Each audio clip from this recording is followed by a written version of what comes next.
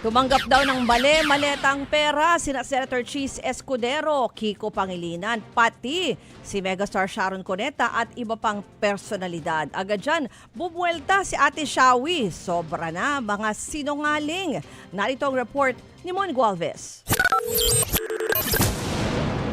Usapan nyo! Puro sikreto! Kapwisit na kayo!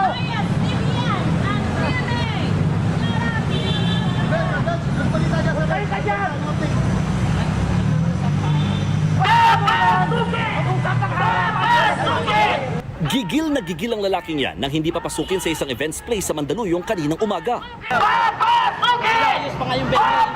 Tutuloy. Kaya inaayos pa. Mag-usap pa tayo sa may-ari ng venue. Init-init kasi dito eh.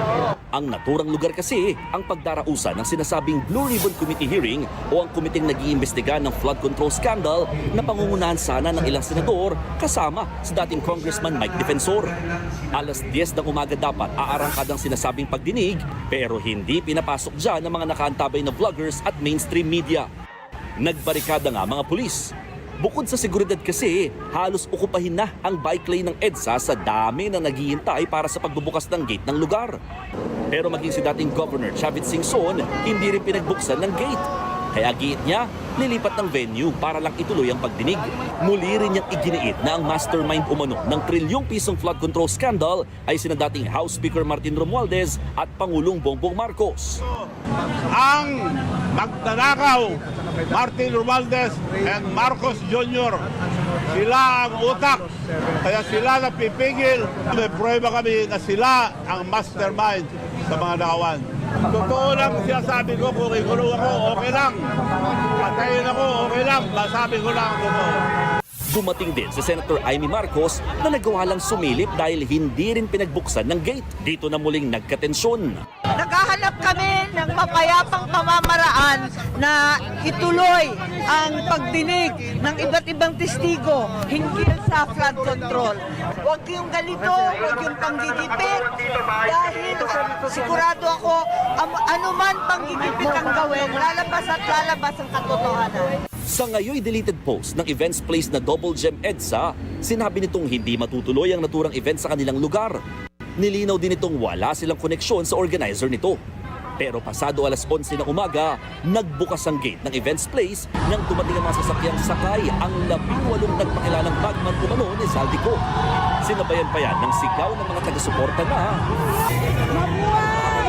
Mabuhay ang Porky Marines! Mabuhay! Mabuhay ang Porky Marines! makalipas ang halos 4 na oras, tuluyang pinapasok na rin ang ilang vloggers at media sa events place.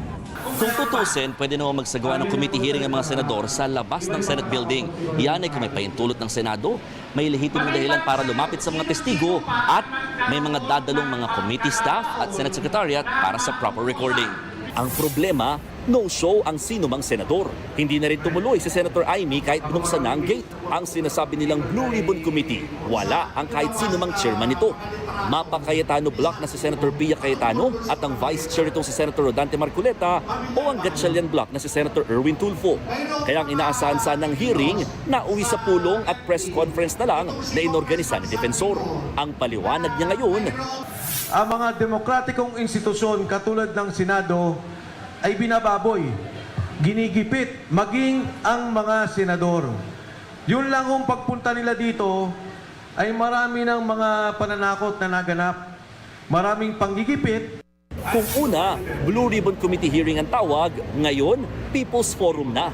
Wala naman tayong ibang gusto kung hindi sabihin talaga kung ano ba yung usapin ng pera.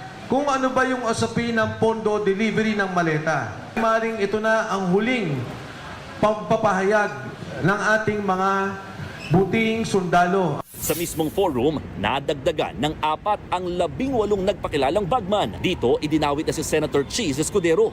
Ano, kaninong bahay ito?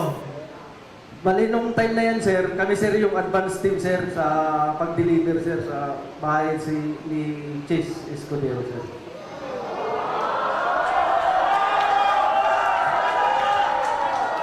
Diyan, sir, sa loob ng bahay niya, sir, kumain pa kami dyan, sir. Ang ulam namin hipon, kasama ko yung mga katulong niya, sir. Sir, Hindi rin nabanggit si Escudero sa naunang ginawang pagdinig ng Cayetano Block sa Senado. Lumutang ang kanyang pangalan matapos itong umanib sa Gatchalian Block na siyang naging susi para makabuo ng quorum. Sinusubukan pa ng News 5 na kunan ng pahayag si Senator Cheese. Pero nauna na itinanggi ng senador na may natanggap siyang mali-maletang pera. Dawit na rin si COMELEC Chairman George Garcia. Ang dala po namin ay yung hand carry na paper, hand carry bag na kulay itim. Ang una pong lumapit sa amin ay yung driver niya. Then binuksan ni Martik sa yung doon sa right slide door. Inabot sa driver ni George Garcia, yun pong nasaksihan ko doon. Isa-isa rin nilang ipinakita mga larawan ng sinasabi nilang pruweba ng delivery. Mula sa pagsakay sa mga helicopter at van na pagmamayari ni Koo, isa pang revelasyon umano na bukod sa mga politiko, diretsahan din pinangalanan ng mga testigo umano ang dalawang media personalities na nakatanggap din ng pera mula kay dating Congressman Zaldico. Nagpapagit yan sa speaker para sa mga media through Congressman Saldico. Sa mga media personality, nalagdag ko doon si